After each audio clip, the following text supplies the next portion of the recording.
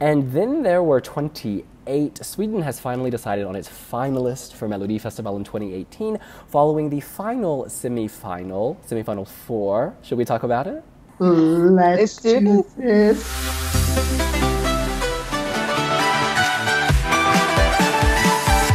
And just to preface this, I'm in a hotel lobby in Armenia, so I will not be shouting as normal. You can thank me later.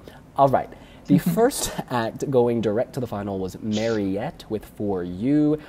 I've got to say, of her 3 songs at Melodifestivalen, to me, this is the weakest. I'm not overly impressed with this. I think in a stronger Melfest year, it wouldn't have gone direct to the final. But people love her. Her staging was nice. The blue triangles are very beautiful. The little worldscape she creates on her pyramid. At times you think she's balancing. There's something to this. It's deserving of a spot in the final. Would this make an impact at Eurovision? I don't think so. But in a mediocre year at Melfest, this is one of the stronger entries, so thank you for that. I quite like the song.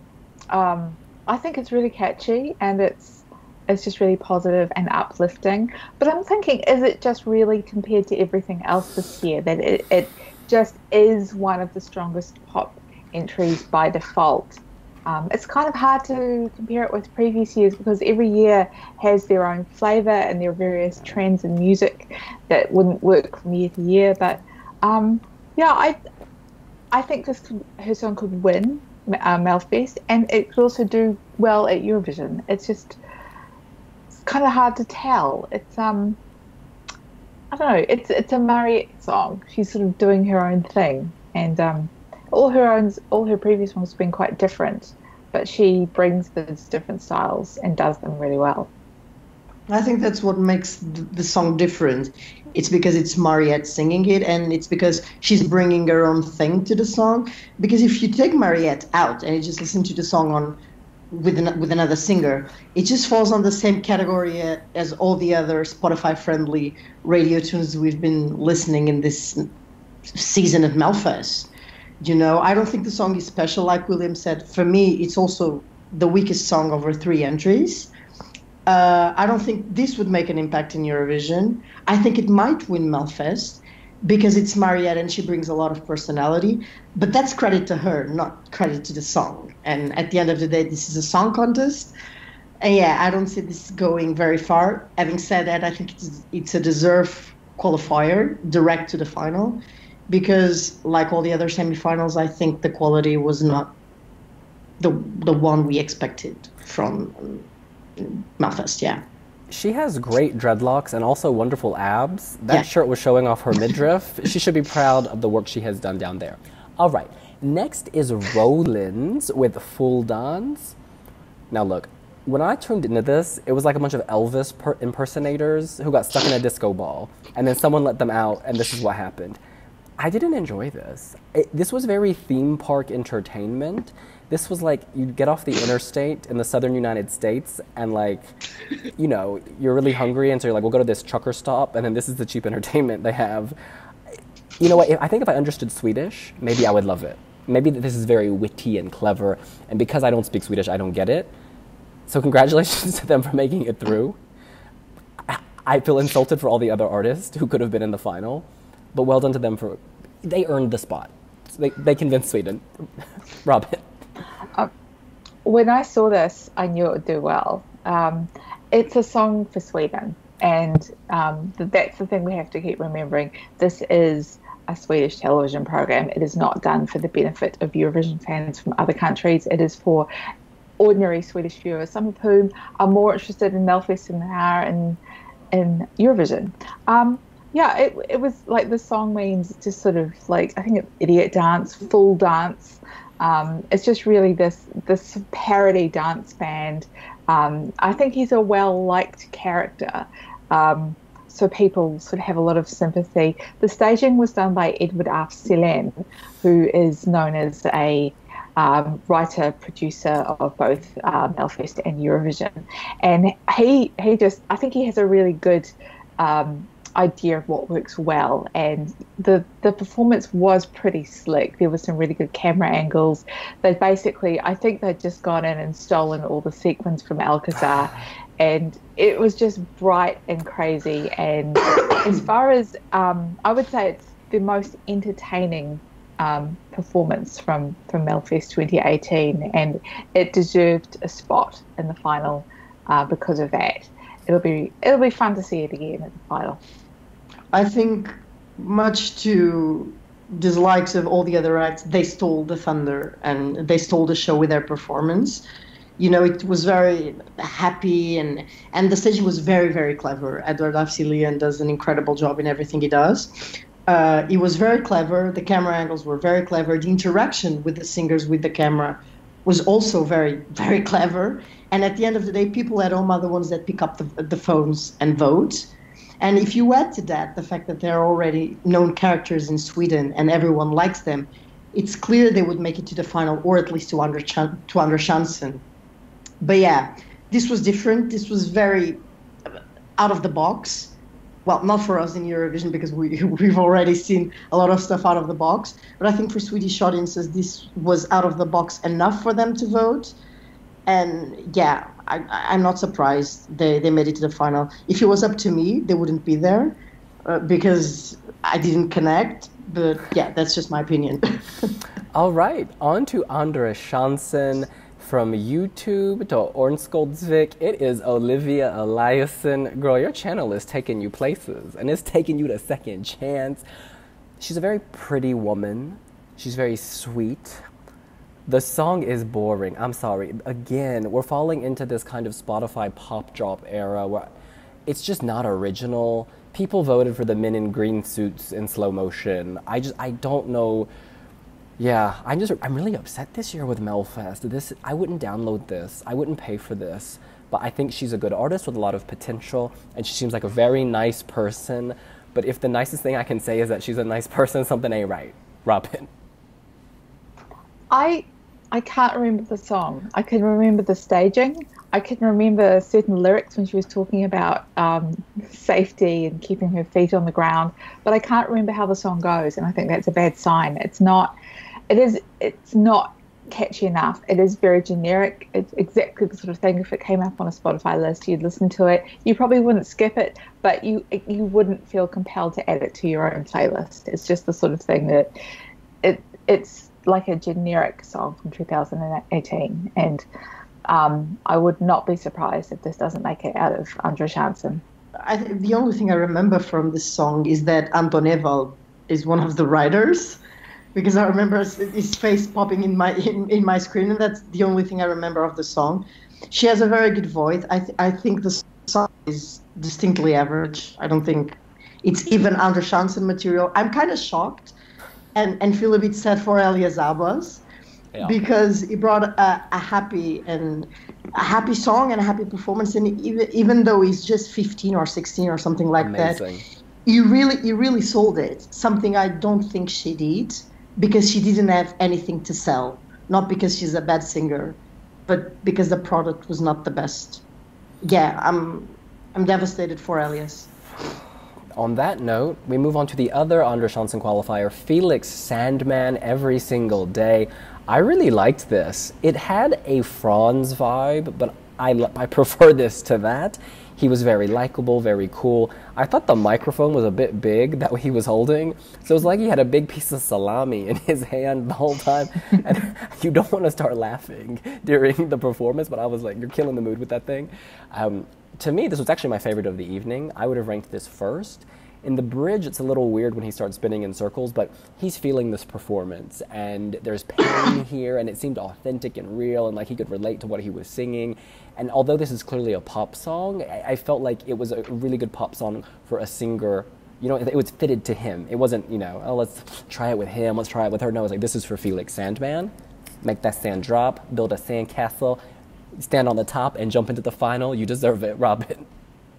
Yeah, it is a really good song. There was a bit of worry about his voice because he has been battling a cold, and there were reports from the rehearsal yesterday that his voice was so bad that he came really low in the audience poll. But it's picked up enough that he could deliver a good performance. It still didn't quite sound as good as it should have been. Like, it's a really...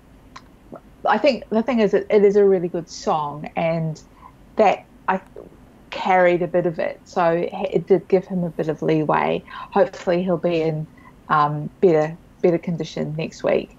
I'd really like to see him in the final. I enjoyed this song a lot more than I did with Fo and O's song last year. It's just a really good ballad, and it's nice to have a ballad that's just sort of being open and emotional, that isn't just drowning in dramatics. It's done really well. Well, this for me, it's one of the best overall packages that we've seen in Melfest this year. I think he's very charismatic. I think above everything else, the song fits him, fits his personality and his persona on stage. I think his voice was not the best, not at its best tonight. I think it's good for him to go to Andra Chansen because he'll be able to at least sing it one more time. And if he goes to the final, it will be one more time the Swedish public sees the performance on the stage. And I really, really think this could be a contender in the final. I think international juries would eat this song up. I think they would vote for it massively because if we compare it to the other pop songs that are in Melfest this year, this is by far, for me, the best composition and by far one of the best produced songs. Totally agree. I'm starting to think Andra Chansen is stronger than the actual final. Yes. Margaret, Reneda, etc., etc. There were, of course, a few other acts who were eliminated, and we'll be very brief with these. And in fifth, just missing out, Elias Abbas. I love his story. I love his youth. I love his positivity, his energy. I would have put him in over the blonde girl, Olivia. I really liked this performance. I'm confused about what happened. Like, why is he not in at least Andra Chansen? He should be, and he looked so disappointed when he came down. It was him and Rolandz, and he looked really sad that he'd missed out because he definitely had a shot at it, and he would have. I think he'd be more of an asset in the grand final than Olivia. I think what we'll probably find that it was, there were just probably narrow points in between them. I really hope so. I hope he's back. I hope this does good things for his career. Yeah. He's a good one. Just stripping back everything, it's just the fact that he's a 15-year-old boy who gave everything on stage and had a very good song and didn't even make it to Andra Chansen. And when he was against Rolandz to get the last spot for the final, I really think he thought he was going to get that ticket to the final, and then he's just out of the competition. And for me, I think this is like a case of Mimi Werner. I hope he comes back, and I hope he comes back with a better song, because he has a lot of potential, and he's really, really, really young. I really hope he comes back in the coming years. He lost as a boy, he will return as a man, and he will slay Game of Thrones style, unleash the dragon. All right, we move on to Emmie Christensen. She's a lovely blonde bombshell, and a lot of our readers in our comment section I'm reading right now, they think that she deserved to go through, at least to Andra Chansen, over some of the names we've already mentioned. She had a great voice. I thought she sold her song better than Olivia. I felt like she was really feeling it. But again, I'm not Swedish, so my thoughts don't matter. Robin. Yeah, her song was like, a lot of people mentioned this on social media. She's talking about sort of the legend of Icarus, sort of as a motivational, you can do it, you can do anything. Revise your Greek mythology. Icarus did not have a happy ending. It's not quite as motivational as perhaps the song would like it to be. I think she appealed to people who like women who can do really big, loud votes, but it looks like Estonia might come to the party with that kind of song. So, La Forza. She was a musical singer, so if you like that kind of thing, you'd like her. But not surprising that she didn't make it any further. I think the problem with all Eurovision fans coming into this semi-final of Melfest is that we already knew Estonia's song La Forza, and it's miles better. It's a contender to win Eurovision. It has a lot of hype into it.